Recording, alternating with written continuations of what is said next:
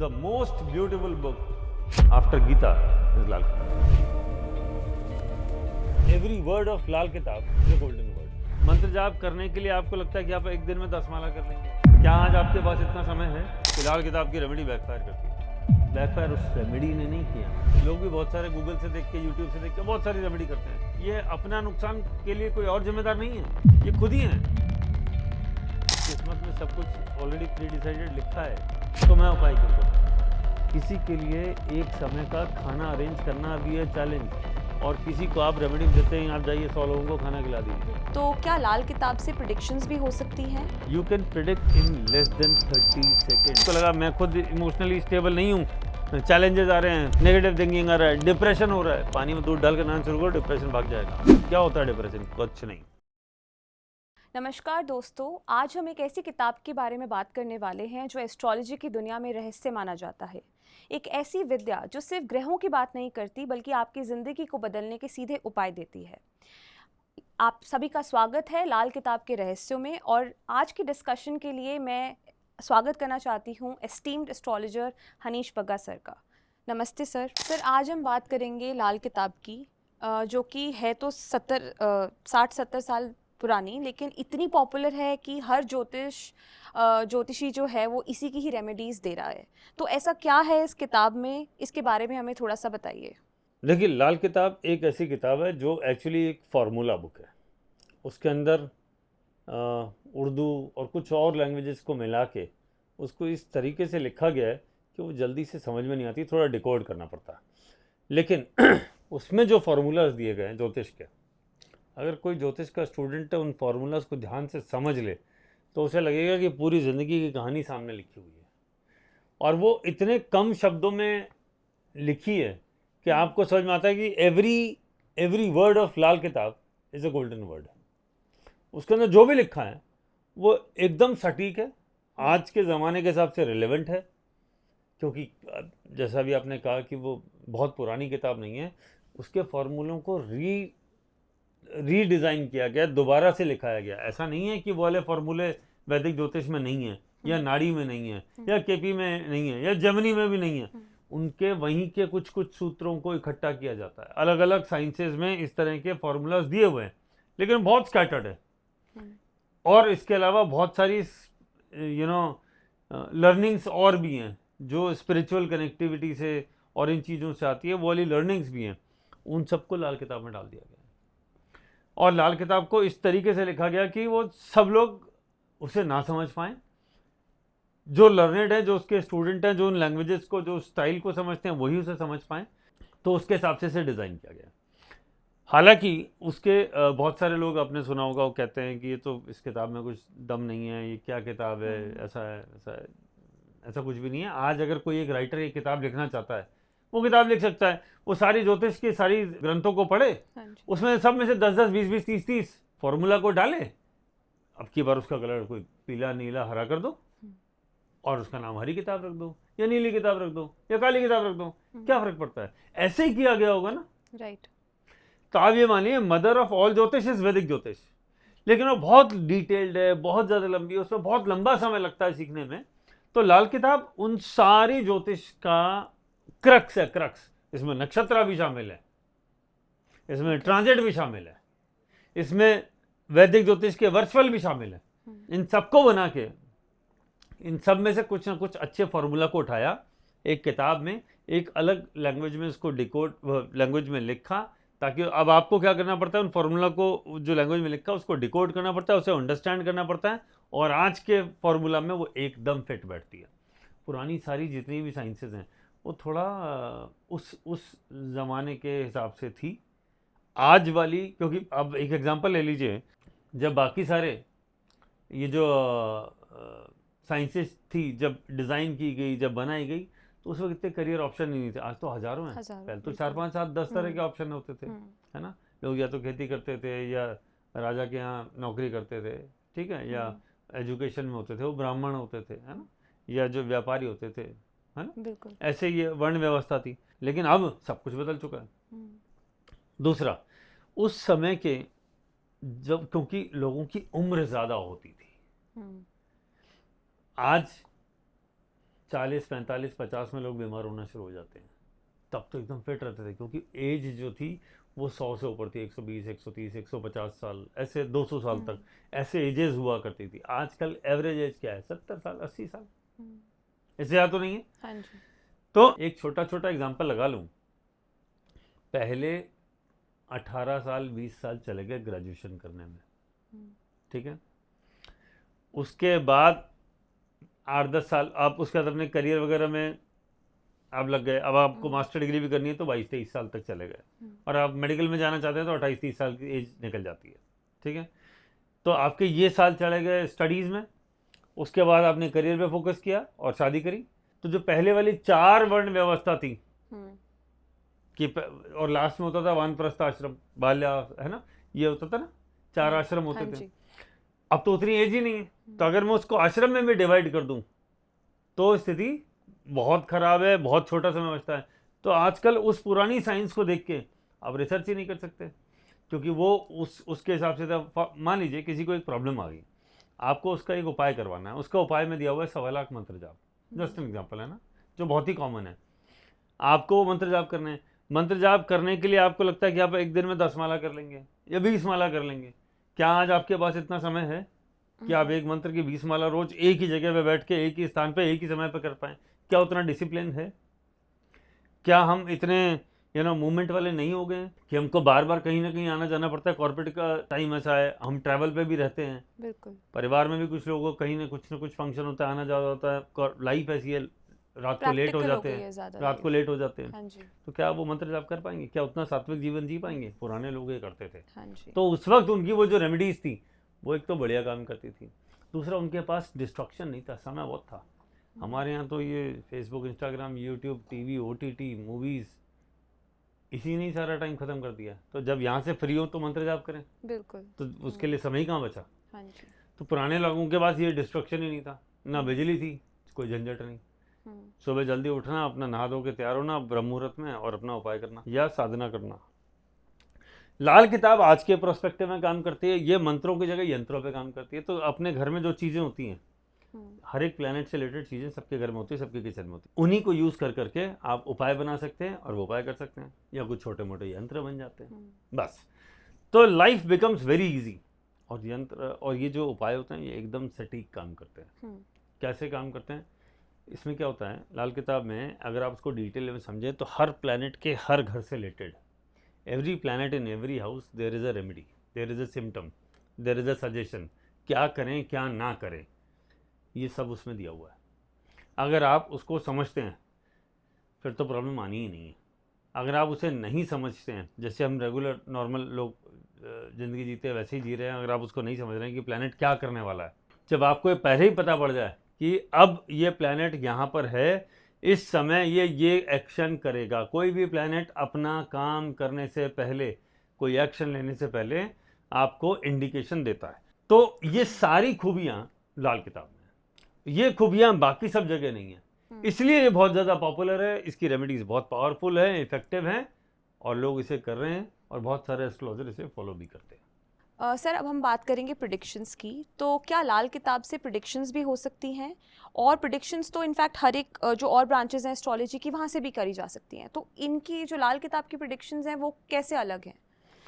देखिए, प्रिडिक्शन तो आप सारी साइंसेस से कर सकते हैं, आप जेमिनी से कर सकते हैं, आप वैदिक से कर सकते हैं, आप केबी से कर सकते हैं, नाड़ी से कर सकते हैं, लाल किताब से भी कर सकते हैं। प्रिडिक्शन करने के बहुत तरीके हैं, सारी साइंसेस प्रिडिक्शन के लिए ही बनी हैं। तो प्रिडिक्शन तो सब देते हैं, आप उसमें नक्षत्र भी यूज़ कर सकते हैं, आप उसमें राशि यूज़ कर सकते हैं, ट्रांजिट यूज़ कर सकते हैं, पंचांग यूज़ कर सकते हैं, सब कुछ। और प्रिडिक्शन देना कोई बहुत बहुत डिफ़िकल्ट टास्क नहीं है, लेकिन उसकी जो कैलकुलेशन है, जो उनके जो तरीके हैं, जो फॉर्मूले, वो थोड़ा सा लंबे हैं। हालांकि बाकी सारी साइंसेस के वो चीज़ें लंबे हैं, एक्यूरेट हैं, वो उसमें कोई डाउट नहीं है। लाल किताब वाले एकदम सटीक हैं, सीधा प्लैनेट उठाया, आपने प्लैनेट को देखा और सीधा स्ट्रेट बोलना शुरू कर दिया। तो इनमें जो किसी फॉर्मूला के रिजल्ट तक आने में जितना समय लगता है कि अगर ये देखो, ये देखो, ये देखो, ये देखो, ये देखो, 4-5 चीज़ें देख के then come to a conclusion and speak, ये होता है। इसमें इन सबका क्रक्स को मिला के एक ही जगह करके एक ही जगह डाल दिया। बोले शनि इस घर में बैठा, ये करेगा, शनि इस हाउस में ये करेगा, मंगल इस हाउस में ये करेगा, राहु इस हाउस में ये करेगा। जो ये सारे मिलके वहां तक पहुंचने में बहुत सारा फॉर्मुलेशन, कॉम्बिनेशन, ये सब लगता है। लाल किताब में वो एकदम स्ट्रेट है, सीधा उठाया, देखा और बोला, तो स्ट्रेट। तो लाल किताब में prediction you can predict in less than 30 second. 30 second से कुंडली आपके सामने आ जाए, 30 सेकेंड से कम में आप प्रेडिक्शन में एकदम स्नैपशॉट है और सटीक है, स्नैपशॉट है, एक्यूरेट है। जब ये दोनों चीजें मिल जाएंगी तो सामने वाला इज स्टन कि यार ये क्या है। ये जो आनंद है ना स्नैपशॉट प्रेडिक्शन देने का, एक तो क्या है, इसको सीखना बहुत आसान है, लर्निंग बड़ी इजी हो जाती है और प्रेडिक्शन देना भी आसान होता है। आप जल्दी से quickly you can learn, quickly you can implement. और आपने जो रेमेडी, जो क्योंकि आपका प्रेडिक्शन एक्यूरेट है तो रेमेडी एक्यूरेट होना ही है, क्योंकि अगर आप लाल किताब को फॉलो कर रहे हैं, आपका प्रेडिक्शन एक्यूरेट होना है तो रेमेडी एक्यूरेट ही है। आप ये मान के चलिए वो क्विक रिजल्ट ही देगी, क्योंकि आपको पता है कि कौन सा प्लैनेट क्या काम करने वाला है। अगर आपको एग्जैक्टली पता है तो आपको उस काम में ही तो कुछ ऊपर नीचे करना है कि सर ये मत करिए, या ये अच्छा कर रहा है तो ज़्यादा अच्छा कर दीजिए, तो उसकी पॉजिटिविटी बढ़ा दो या नेगेटिविटी घटा दो, बस और तो कुछ भी नहीं है। ये लाल किताब में ये फार्मूला बहुत ज़बरदस्त दिया हुआ है। इसलिए प्रेडिक्शन की आप बात करोगे तो ये फास्टेस्ट है, शॉर्टेस्ट फार्मूला है, very easy to learn and understand है, इसलिए ज़्यादा पॉपुलर ग्रेजुअली होती आ रही है। अब हमारे पास उतना समय ही नहीं है वो साधना का, तो क्विकली आपने सीखा, जैसे आप 2 मिनट में मैगी बनाते हैं वैसे 2 मिनट में प्रेडिक्शन कर दीजिए, life is easy. Right sir, predictions की तो बात हमने कर ली, अब हम रेमेडीज़ की बात करेंगे जो एक्चुअली व्यूअर्स जिसमें इंटरेस्टेड होते हैं, जिससे लाइफ में कुछ चेंज आता है। तो क्या इसकी रेमेडीज़ लाल किताब की उतनी ही रेलेवेंट है, उतनी ही काम करेंगी? आप बिल्कुल सही कह रहे हैं, जितना एक्यूरेट प्रेडिक्शन है उतनी ही एक्यूरेट रेमेडीज हैं। एक बात समझ लीजिए, वैदिक ज्योतिष की रेमेडीज और या बाकी किसी भी साइंस की रेमेडीज बहुत लंबी हैं, टाइम टेकिंग है, एफर्ट ज़्यादा लगता है और तब रिजल्ट आता है। इसका तो एकदम क्विक, आपने रेमेडी की, रिजल्ट लीजिए, रेमेडी की, रिजल्ट लीजिए। बहुत बार तो रिजल्ट कुछ दिनों में ही आ जाता है, ज़्यादा से ज़्यादा 1 से 1.5 महीना इसमें रिजल्ट आ ही जाता है। लेकिन कई बार ऐसी सिचुएशन होती है कि एकदम क्रिटिकल स्थिति है, आपके पास उस तरह की रेमेडीज होनी चाहिए, एस्ट्रोलॉजिस्ट के पास होती है। तो अगर आपके पास extraordinary powerful, if you know the remedies और उसकी टेक्निकल जो उसके पीछे की जो साइंस दी गई है, how to design it, customize remedy बनाना, वो लाल किताब में दिया। अगर आपको वो समझ में आता है, अगर किसी को समझ में आता है, तो वो एक्चुअली बड़े से बड़े रिजल्ट में डिफरेंशिएशन कर सकता है, इम्पैक्टफुल रिजल्ट दे सकता है, क्विक इफेक्टिव रिजल्ट दे सकता है। ये संभव है, ये पॉसिबल है और ये हमने हज़ारों लोगों के साथ किया ही है। बिल्कुल सर, लाल किताब से जुड़े हुए बहुत सारे मिथ्स हैं। लोगों के दिमाग में एक डर भी है लाल किताब को लेके कि हम इसको रेफ़र करेंगे या इसके बारे में पढ़ेंगे तो ये हो जाएगा, ये बैकफायर करती हैं इसकी रेमेडीज़, समथिंग लाइक दैट। तो ये मिथ्स को ब्रेक करने के लिए आप व्यूअर्स को थोड़ा सा एनलाइटन करिए। देखिए, पहली बात तो ये कि ये सब बेकार है, कुछ चीज़ें इसमें से ठीक हैं। वो ठीक चीज़ क्या है कि लाल किताब की रेमेडी बैकफायर करती है? बिल्कुल करती है, प्रोवाइडेड आप इसको ऐसे समझ लीजिए, लाल किताब की remedy it works like a bullet. अगर बुलेट का गन का मुंह सही जगह है तो दुश्मन मरेगा, ऐसे तो खुद ही मरेंगे। तो आपको ये तो समझना पड़ेगा कि रेमेडी पावरफुल है और तभी वो काम कर रही है। एग्जैक्टली, हाँ जी। तो अगर आपने उसका एंगल ठीक रखा तो सामने दुश्मन को हिट करेगी, समस्या को हिट करेगी। लेकिन आप, क्योंकि नए नए लर्नर्स आते हैं, वो ये गलतियां करते हैं, सब जगह एक ही जगह की रेमेडी फिट कर देते हैं, तो फिर वो बैकफायर करती है। लोग भी बहुत सारे गूगल से देख के, यूट्यूब से देख के बहुत सारी रेमेडी करते हैं। समटाइम्स आई थिंक यार कर क्या रहे हैं ये अपना नुकसान के लिए कोई और जिम्मेदार नहीं है, ये खुद ही हैं। गूगल से देख के, यूट्यूब से देख के, या आजकल तो वो AI के भी आ गए, उठाया आप ये रेमेडी कर लीजिए, हो जाएगा, वो लेने के देने पड़ जाते हैं। फिर कहते हैं साहब कि लाल किताब की रेमेडी बैकफायर करती है। बैकफायर उस रेमेडी ने नहीं किया। गन कभी किसी को नहीं मारती है, गन चलाने वाला बताता है कि इसको मारना है। वैसे ही रेमेडी है, वैसे ही आप मेडिकल साइंस में भी ले लीजिए, एक दवाई है, वो दवाई सब लोग नहीं खा सकते ना। अगर किसी के सर में दर्द है तो वो कोई भी एक स्टैंडर्ड दवाई खा के, सर दर्द की, पेट दर्द की, पैरों के दर्द की, सर्जरी की, नज़ले की, कान में दर्द की, आंखें कमजोर होने की, एक ही दवाई हो सकती है क्या? नहीं ना। वैसे ही हर समस्या का अलग समाधान होगा। सबका बॉडी टाइप अलग होता है, नेचर अलग होता है, बिहेवियर अलग होता है, कुंडली अलग होती है, अपब्रिंगिंग अलग होती है, एनवायरनमेंट अलग होता है, सिचुएशन अलग होती है। किसी के लिए एक समय का खाना अरेंज करना भी है चैलेंज, और किसी को आप रेमेडी देते हैं, आप जाइए 100 लोगों को खाना खिला दीजिए, बिल्कुल, उसके हाँ लिए वो जी। भी कर सकता है आराम से, बिल्कुल आराम से। हम्म, तो रेमेडी सेम कैसे हो सकती है? लोग यही समझते हैं, गूगल से देखा, यूट्यूब से देखा, किसी की रेमेडी देखी, उठाया, किया, बोले ये तो काम नहीं कर रही, या बैकफायर हो गया। उसने नहीं बताया, वो अधूरी इन्फॉर्मेशन है, अपने चार्ट के हिसाब से ही देख के करना चाहिए। कभी बैकफायर नहीं करेगी, हमेशा टारगेट पे ही लगेगी, राइट ये सर। इसका रूल है।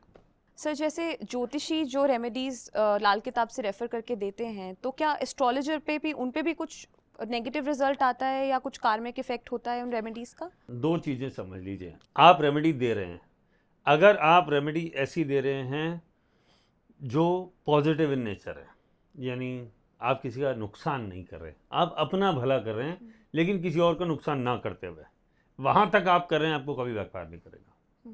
लेकिन आप अगर कह रहे कि साहब इसका काम बंद हो जाए, इसका रिलेशनशिप ख़राब हो जाए, इसकी हेल्थ ख़राब हो जाए, अगर आप इस तरह की बातें कर रहे हैं, सामने वाले का नुकसान करना, तो बैकफायर जरूर करेगा, खुद पर एस्ट्रोलॉजर पर भी इसका रिजल्ट आएगा, इसलिए ये तो बिल्कुल नहीं करना चाहिए। दूसरी बात, बहुत सारे लोगों के मन में ख्याल आता है, थॉट है कि यार कोई प्लैनेट की एनर्जी को कैसे मूव कर सकता है। संभव है, मूव करना संभव है, आप आराम से कर सकते हैं। दूसरी बात ये कि आप इसको मूव कर देंगे तो क्या इसका असर एस्ट्रोलॉजर पे भी आएगा क्या?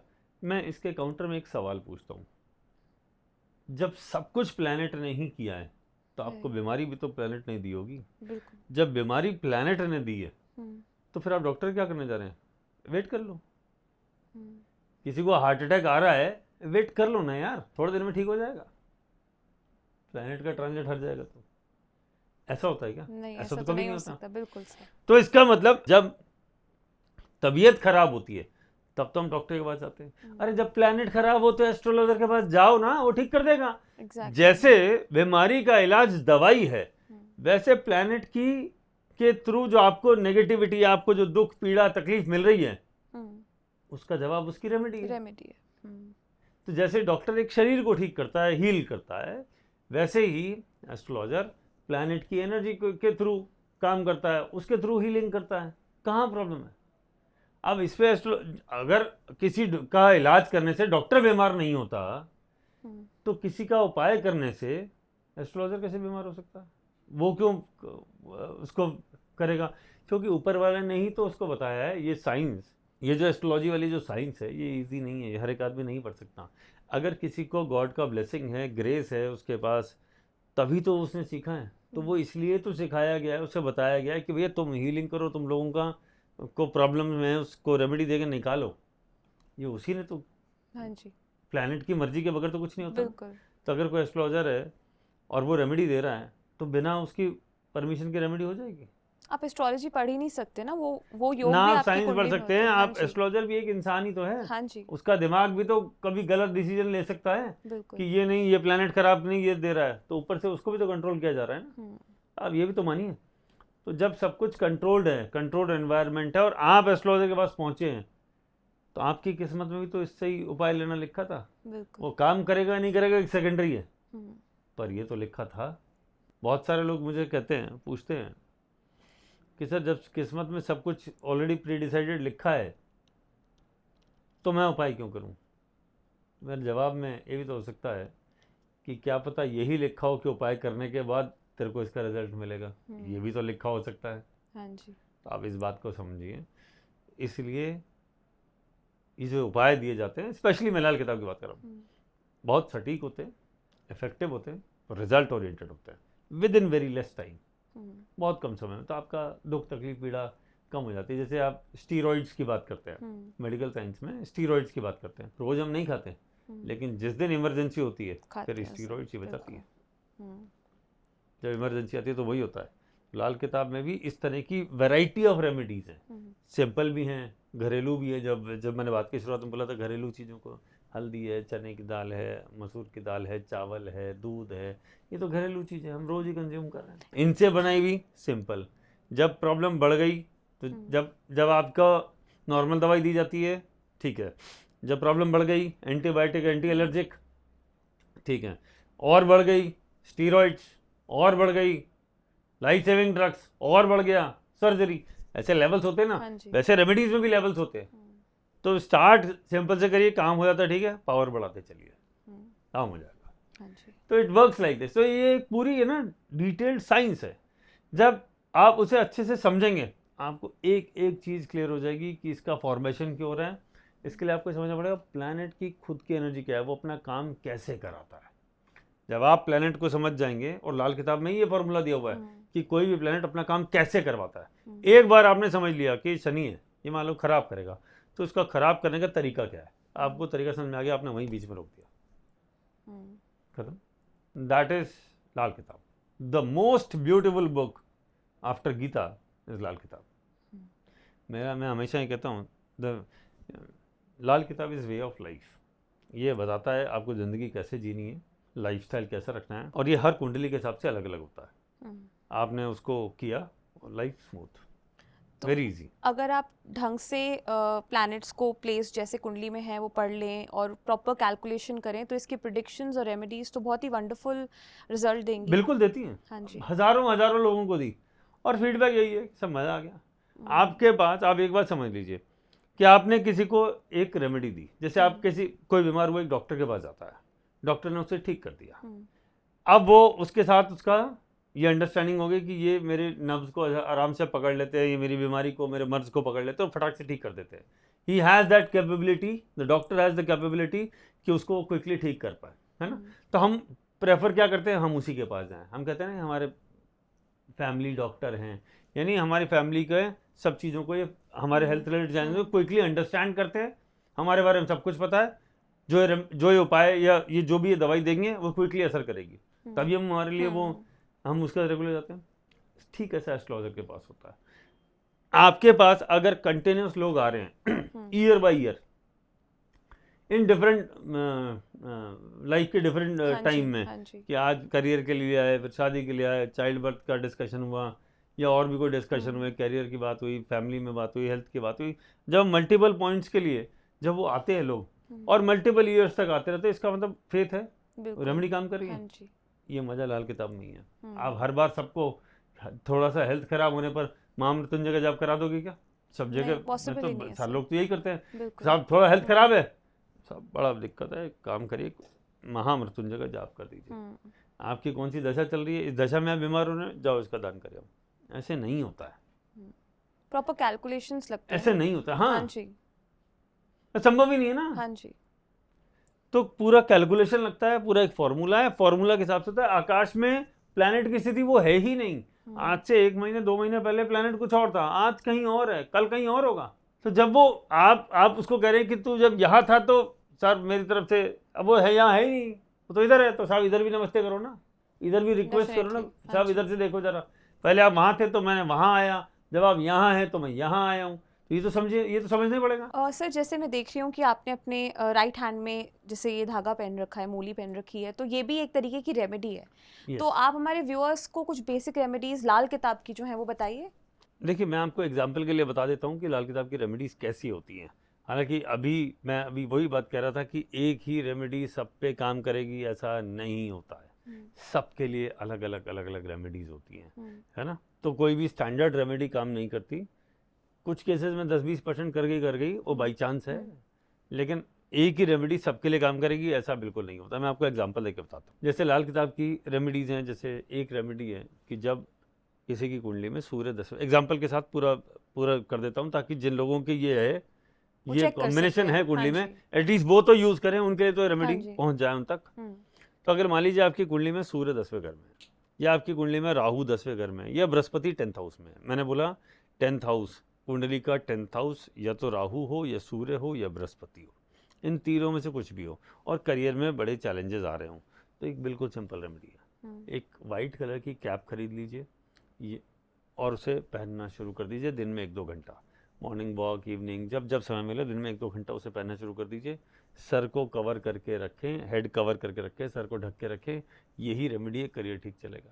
ये एकदम सिंपल। ये तो हम लोग वैसे भी करते हैं और बहुत टाइम से लोग करते आ रहे हैं, शुरू से करते आ रहे हैं। आप देख लीजिए, किसी में भी चले जाइए, आप सिख्स देख लीजिए, आप राजस्थानी लोग देख लीजिए, पुराने लोग, सब अपने घर पे, हाँ, कोई पग बोलता है, कोई साफा बोलता है, कुछ अलग अलग एरिया में बिल्कुल। अलग अलग नाम दिए जाते हैं, है ना, हम्म, है ना, कोई टर्बन बोलता है, राइट। नाम अलग अलग दिए हम्म। जाते हैं, सबका स्टाइल अलग हो सकता है हम्म। पहनने का, है ना। आप हम्म। देखिए किसी ने टोपी लगा रखी हाँ है, जी, जम्मू कश्मीर वालों की टोपी अलग तरह की अलग हो, होती बिल्कुल। है ना, जो पहाड़ी एरिया में रहते हैं, और इधर वालों का स्टाइल अलग होता है। आप राजस्थान वालों को देखिए तो बहुत सारा लपेट के रखते हैं ताकि हम्म। सर पे वो गर्मी वर्मी ना लगे ना, लू ना लगे। तो लेकिन इनडायरेक्टली तो लोग रेमेडी ही कर रहे हैं, शायद वो अवेयर भी ना हो। हाँ, यही तो रेमेडी हाँ है। जी, हाँ जी। आप देखिए लाल किताब की जो रेमेडी दी गई है वो कोई स्पेशल रेमेडी ऐसी नहीं है, लेकिन ये एक सिंपल रेमेडी है, पुराने लोग करते थे, अब आप वो नहीं पहन सकते, लेकिन आप एक बढ़िया स्मार्ट स्पोर्ट्स कैप तो पहन सकते हैं। हाँ। वो आपने लगा लिया, या तरह तरह की ये डिफरेंट हैट्स वगैरह लगाते हैं, लगा सकते हैं ना वो। अब आप इसे चाहे फैशन सिंबल ले लीजिए, लोग उसको कैसे भी समझ लें, एक्चुअली तो वो रेमेडी है, वो रेमेडी की तरह काम कर रही है। आपने उसको थोड़ा सा स्टाइलिंग वाला ले लिया तो वो फैशन भी हो गया। तो आप अपने आप को कैरी भी अच्छे से कर रहे हैं स्मार्ट लुक के साथ, और रेमेडी भी साथ साथ होती है। तो एक कितनी सिंपल रेमेडी, करियर की रेमेडी है, बहुत हाँ जबरदस्त। जी। ऐसी एक एग्जांपल देता हूँ, आपने देखा होगा मंदिरों में या गुरुद्वारों में क्या होता है, सुबह सुबह अर्ली मॉर्निंग धुलाई होती है, सफाई होती है, पूरी क्लीनिंग होती है, और बहुत सारे लोग आते हैं, नंबर लगाना पड़ता है हाँ, कि बिल्कुल। आज से हाँ 3 जी। महीने बाद मैं करूँगा, हाँ जी, इस तरह के नंबर लगते हैं वहाँ। हाँ जी। तो वहाँ पे सफाइयाँ होती हैं, क्लीनिंग होती है, मंदिरों में भी होती है। बहुत सारे अपने मंदिरों में देखा होगा लोग सुबह सुबह आके पूरा साफ सफाई करते हैं पूरा। ये क्या रेमेडी है? ये वेल्थ की रेमेडी है। अगर आपके पैसे फंस जाएं, आपके बिजनेस में पैसे फंस गए, आपके पैसे किसी किसी जगह फंस गए, ये रेमेडी करना शुरू कर दीजिए, पैसे आ जाएंगे। ये तो बहुत ही अमेजिंग आपने चीज बताई। सैकड़ों सालों से चल रही है, हाँ जी। क्या नया है? हाँ अब उसको दोबारा नए तरीके से लिख दिया कि अगर इसकी कुंडली में ये योग हो तो मान लीजिए वो योग क्या है, सैटर्न किसी की कुंडली में, शनि अगर दूसरे घर में, उसका पैसा रुकेगा ही। अच्छा। उसका पैसा रुकेगा ही, मार्केट में पैसा फंसेगा ही, ये तो रूल है। उधार का काम नहीं करना चाहिए, लाल किताब में साफ लिखा है। अब अगर वो है तो आप मंदिरों में सफाई करना शुरू कर दीजिए, और या गुरुद्वारे जाते गुरुद्वारे में क्लीनिंग कर लीजिए, हो गया सॉर्टेड, रेमेडी डन। तो ये तो ऑलरेडी सिस्टम में लिखा हुआ है ना। एक और बात, आलसी ना बने, इसकी एक बहुत बड़ी रेमेडी है, हाथ में कड़ा पहना तो लोहे का या स्टीलनेस स्टील का, लोग आलसी नहीं बनेंगे। सिक्स तो हमेशा ही पहन के रखते हैं। हाँ? इसलिए आपने कभी किसी सिख को भीख मांगते नहीं देखा होगा, यू विल नेवर सी। वो लोग बहुत स्वाभिमानी होते हैं और मेहनती होते हैं, क्योंकि उन्होंने ये उनको सिस्टम में दिया गया है। 5 चीजों में एक कड़ा भी था, हाँ जी, हेड कवर भी था, केश कवर करके रखे, कड़ा, है ना। ऐसे कंगा, कंगा क्या है? अबे केतु ही तो है, कंगा केतु है, वो अपने पास रखते हैं। तो केतु को अच्छा रखते हैं ना, एग्जॉल्टेड रखते हैं, तो कोई परेशानी नहीं आने देता वो। राइट हैंड में आपने, या लेफ्ट हैंड में भी पहनते हैं कुछ लोग, आपने स्टील का, स्टीलनेस स्टील का राहु, लोहे का शनि, ये आपने कड़ा पहना हुआ है। कुंडली में जिसके शनि तीसरे घर में होता है वो बहुत मेहनती होता है, तो मेहनती उसने बना दिया ना, ये थर्ड हाउस है, थर्ड हाउस, बिल्कुल सिंपल है। हाँ जी। हो गया। पुराने टाइम के राजा महाराजा दूध से नहाते थे, ठीक है, आप भी पानी में थोड़ा कच्चा दूध मिला के नहाने लग जाइए, आप खुश रहेंगे, आपका स्किन ग्लो करेगा, बॉडी अच्छा फील करेगा, आपका माइंड सेट रहेगा। तो राजा, तभी तो पुराने टाइम के राजा एकदम रॉयल रुख वाले होते थे। दूध मून को रिप्रेजेंट करता दूध है, मून को रिप्रेजेंट करता है। पानी में थोड़ा कच्चा दूध डालिए, उसे नहाना शुरू हाँ करिए, जी, आपका भी मूड ठीक रहेगा, हाँ जी, और एकदम दिन अच्छा जाएगा, इमोशनली स्टेबल रहेंगे। और राजा का काम तो इमोशनली स्टेबल रहना है, ताकि इमोशन में बह के कुछ गलत फैसले ना ले ले। सिचुएशंस तो उसके साथ भी आती है ना, राजाओं के साथ हाँ भी, जी, जैसे हमारे साथ आती है। तो उनके पास वो सिस्टम बना दिया गया था कि आप दूध से नहलाया जाएगा, कभी दही से नहलाया जाएगा, कभी कुछ किया जाएगा। और वो क्या सारी चीजें हैं, वही पंचामृत वाली 5 ही चीजें तो है जो आप शिव जी के यहाँ चढ़ाते हैं। तो आपने वहां चढ़ाया, वहां आशीर्वाद ले लिया, आपको लगा मैं खुद इमोशनली स्टेबल नहीं हूँ, चैलेंजेस आ रहे हैं, नेगेटिव थिंकिंग आ रहा है, डिप्रेशन हो रहा है, पानी में दूध डाल के नहाना शुरू करो, डिप्रेशन भाग जाएगा। क्या होता है डिप्रेशन? कुछ नहीं, ये लिखा है लाल किताब में, और ये तो स्टैंडर्ड रेमेडी है, कोई भी कर सकता है। ये तो एक तरीके की लाइफस्टाइल रेमेडी। हाँ जी। आपने देखिए 2-3 चीजें, एक है लाइफस्टाइल रेमेडी, आपकी कुंडली के हिसाब से कैसे तय हो कि मेरी लाइफस्टाइल क्या होनी चाहिए, तो एक तो लाइफस्टाइल रेमेडी होगी। दूसरी इंपॉर्टेंट बात यह है कि क्या करें, मुझे क्या करना है, ये तो मैं कर ही रहा हूं, इसके अलावा कोई सिचुएशन है, कोई प्रॉब्लम है, ये और कर लीजिए सेटल्ड। दूसरी बात ये बहुत इंपॉर्टेंट पॉइंट है, क्या ना करें, which is more important than क्या करें। कारण समझिए, आपका अच्छा समय आया, आपको अच्छा रिजल्ट देके नहीं गया, नो प्रॉब्लम, कोई दिक्कत नहीं है, चल जाएगा। फिर आएगा, दे जाएगा। आपका बुरा समय आया और वो आपको बहुत बुरा रिजल्ट दे गया, दैट इज अ प्रॉब्लम। बहुत बड़ी प्रॉब्लम है। हाँ आप जी। एक बात समझ लीजिए, किसी को एक घर बनवाने में 6 महीने, 8 महीने, साल, 2 साल कंस्ट्रक्शन में लगता है और उसके लिए पैसे इकट्ठे करने में लोगों की जिंदगी चली जाती है। बिल्कुल सर। एक दिन हाँ जी। भूकंप आता है, सब गया। किसी का सिलेंडर ब्लास्ट हो, कभी कभी देखते हैं हम, न्यूज़ में आता है। अब आजकल तो ऐसी घटनाएं नहीं होती, आग लग जाती है, सिलेंडर ब्लास्ट हो जाता है, कुछ हो जाता है, उसका पूरा घर, उसका पूरा जीवन उजाड़ दिया, पूरे जीवन की कमाई चली गई। तो 1 मिनट बुरा समय किसी भी बनी हुई चीज को बिगाड़ने के लिए काफी है। एम्पायर बिखर जाते हैं कुछ दिनों में, ठीक है ना। तो क्या ना करें, दिस इज मोर इंपॉर्टेंट, कहीं आपको नेगेटिव रिजल्ट ना दे दे। हाँ जी। यही ब्यूटी है लाल किताब की। 1, लाइफस्टाइल रेमेडी, क्या करें क्या ना करें। दूसरा, समस्या आ गई, प्रॉब्लम आ गई, ये रेमेडी कर लीजिए। और क्या सावधानी, क्या ये मत करिएगा। जैसे आप डॉक्टर के पास जाते हैं, डॉक्टर कहता है कि ये दवाई खा लीजिए, लेकिन क्या होगा, आपको ये 2 चीजें खाने से अवॉइड करनी है। जैसे आप आयुर्वेद वाले के पास चल जाएं या होम्योपैथी वाले के पास चल जाएं, वो सबसे पहले कहता है, वो अपनी वाली दवाइयों के साथ कहता है, साहब दूध दही से थोड़ा दूर रहिएगा, थोड़ा दिन के लिए, 10-15 दिन के लिए, है ना, प्रिकॉशनरी। ठीक है, ओके, वो उनकी दवाई की तासीर ऐसी है। वैसे ही हमारे इसमें भी होता है कि लाल किताब भी बताते हैं कि ये करें ये ना करें। जैसे कोई स्पेसिफिक हाउस है, अगर आप कोई प्लेनेट, एक स्पेसिफिक प्लेनेट उस हाउस से बढ़ जाए, भैया कोने वाला मकान मत खरीद लेना वरना बहुत दुखी रहेगा, या टी जंक्शन का मकान मत खरीद लेना वरना बहुत दुखी रहेगा। एक एग्जांपल जैसे मंगल, जैसे शनि को ले लीजिए आप। हाँ जी, हाँ जी। अगर शनि किसी कुंडली में 6ठे घर में या 8वें घर में बैठा है तो कॉर्नर के मकान में नहीं रहना चाहिए। टी जंक्शन के मकान, टेढ़ा मकान नहीं रहना चाहिए। अगर मंगल 4थे घर में है या 4 नंबर राशि का है तो उसका जो लैंड है वो टेढ़ी मेढ़ी मिलेगी, उसका एस्ट्रो वास्तु का रूल है ये। उस टेढ़ी मेढ़ी लैंड को खरीद के उसे मत रहना, आप लैंड को बिल्कुल सिस्टमैटिक ही लेना ताकि आपके घर में वास्तु दोष हो ही ना। ये एक सिंपल लाल किताब का रूल है। लाल किताब के थ्रू अगर आप एस्ट्रो वास्तु करें, बिल्कुल सिंपल रूल है। तो इनको समझ लीजिए कि आप जब हाउस बाइंग करने जा रहे हैं, मेरी कुंडली क्या सपोर्ट करती है, बोले कौन सा डायरेक्शन सपोर्ट करती है, कौन सा नहीं करती है, ये सारी चीजें उसमें सब लिखा है। आपको सिर्फ उसको डिकोड करना आना चाहिए। एक बार आपने डिकोड कर लिया, फिर आप अपने पूरे परिवार के आसपास फ्रेंड्स है कि सबकी लाइफ ठीक कर सकते हैं। मतलब तुम्हें ये करना है, तुम्हें ये करना है, तुम्हें ये करना है, ये करना है, और तुम्हें ये नहीं करना, बस।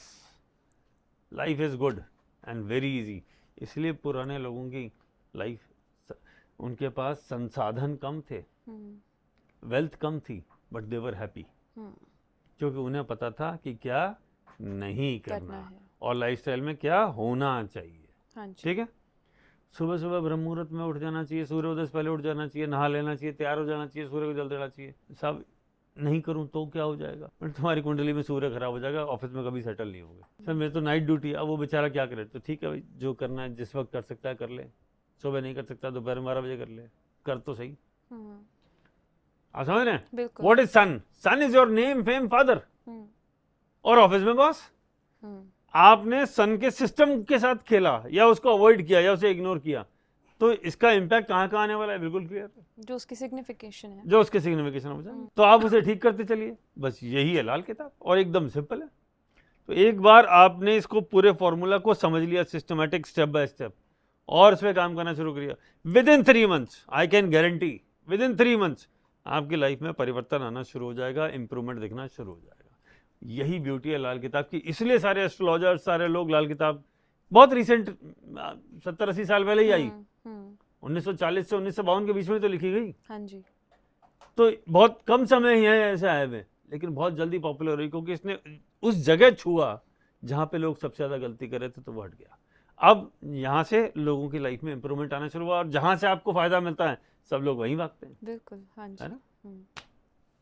सर बहुत ही मज़ा आया लाल किताब पे आपसे बात करके। मैं खुद बहुत एक्साइटेड हूँ, और मैं अभी after the podcast I just connect with you. मेरे को भी आप रेमेडीज़ बताना कुछ जो मैं कर सकूँ, एंड अपना कीमती समय देने के लिए बहुत बहुत धन्यवाद। अब आप लोग हमें बताइए कि आपको ये वीडियो कैसी लगी। अगर अच्छी लगी है तो लाइक करिए, शेयर करिए, और मैं तो अब इस पॉडकास्ट के बाद सर को अपनी कुंडली दिखा रही हूँ। अगर आप लोग भी दिखाना चाहते हैं तो नीचे दिए गए नंबर पर सर से कनेक्ट करिए और अपनी कुंडली दिखाइए, और हमारे चैनल को सब्सक्राइब करना प्लीज़ मत भूलना।